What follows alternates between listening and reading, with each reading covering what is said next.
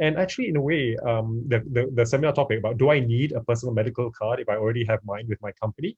Actually, from your chat, you actually know the answer already.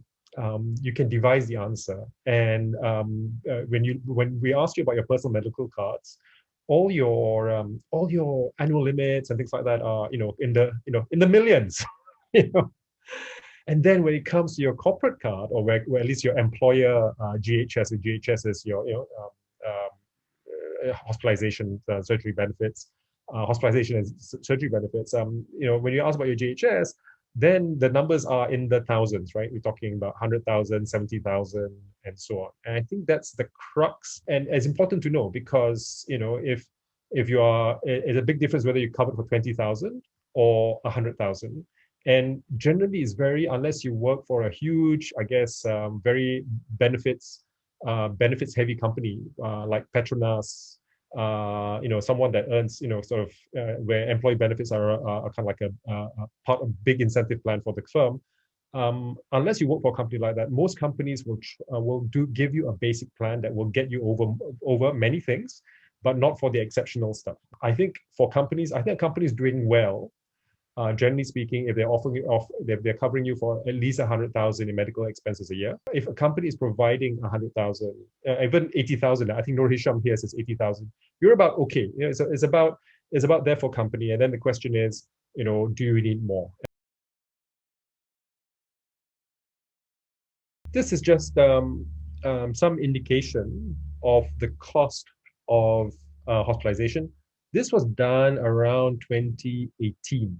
So you need to add another 30%, or 35%. And you need to add 1/3 to this.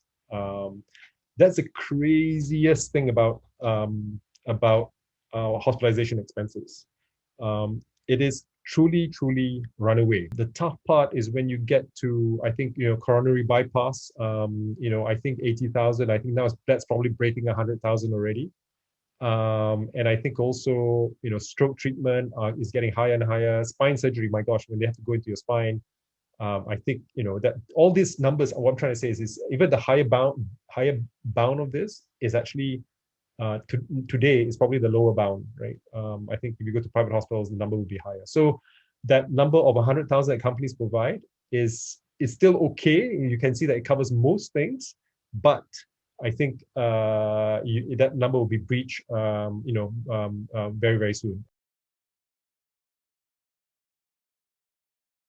The issue becomes when during your time working with the company, you develop a medical condition, right? Not from the company itself, you just generally develop a medical condition. Something's wrong with your kidneys or something like that.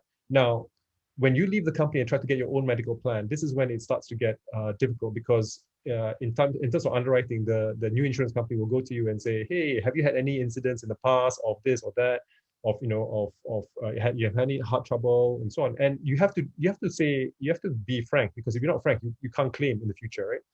And if you're truthful with your disclosures, what might happen is that when you transfer over, you might have an exclusion, meaning when you go to the new company, there might be an exclusion that says, oh, hang on, we can cover you for everything except that heart murmur you talked about, we're going to exclude all heart conditions. Unlike if you were to get your own policy sort of your own medical policy, most of your individual medical policies, if you have suddenly a medical condition, they won't go back and say, hey, you cannot, most of them, not all, but most of them will say, you can't go back, they can't go back to you and say, from now on, we're not covering you for this.